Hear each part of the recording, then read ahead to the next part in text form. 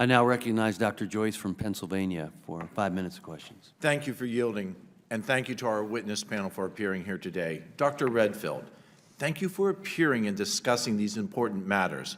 One of the biggest problems for our country going forward has been the erosion of public trust in our public health authorities, both at a national and at an international level.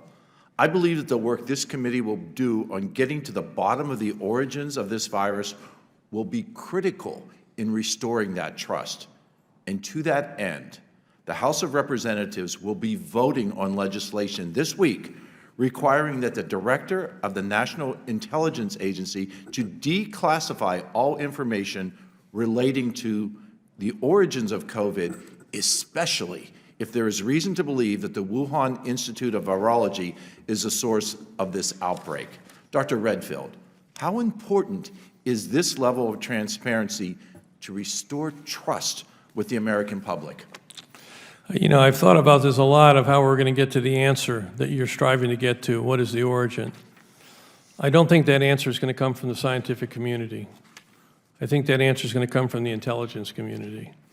And we need to get the intelligence community, and you all have the way to do that. I'd like to have each of them show what data they have, where they got it, who their informants were, and what their conclusions were. Because as you know, a number of them are on the fence. They don't say yes or no.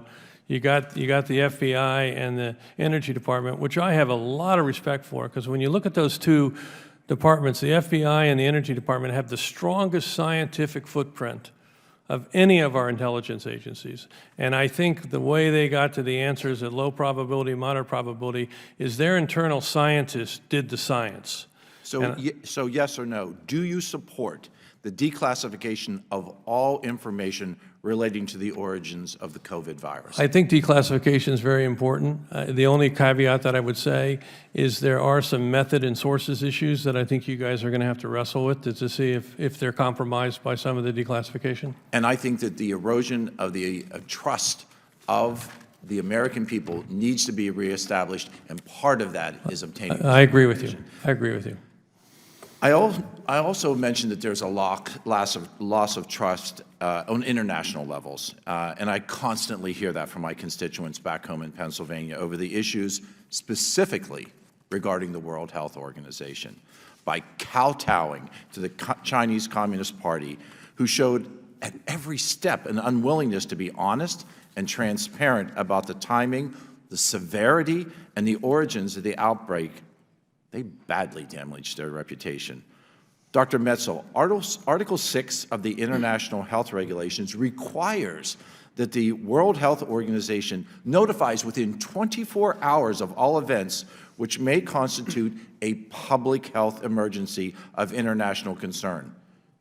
Do you believe that the Chinese Communist Party complied with this requirement, given the reports that the CCP had identified COVID cases as early as November of 2019? There can be no doubt whatsoever that the Chinese government violated the IHR. Do you feel that there's an opportunity from our group, our work here, to reestablish potential trust in the World Health Organization? Well, that's a separate issue. Certainly in the earliest days of the pandemic, Dr. Tedros, by his own admission, was saying too many nice things about the Chinese government, when the Chinese government was very clearly not providing the WHO the information the WHO was privately asking for. But as I said earlier, Dr. Tedros then was the essential voice after the deeply flawed Chinese International Joint Study in February of 2021. If Dr. Tedros had not spoken up, basically condemning this deeply flawed report and then abolishing the this entire group, we would be in a very different situation today. The CCP was given full veto authority over those included on the investigation team. And coincidentally, the only American accepted was Peter Dask, who is CEO of EcoHealth. Sort of like having the fox in the hen house.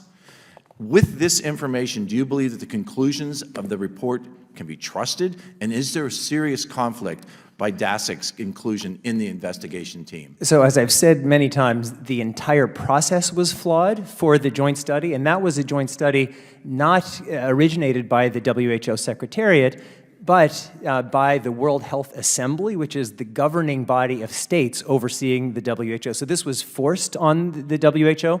The report of the Chinese International Group, in my view, was so deeply and fundamentally flawed that it's outrageous.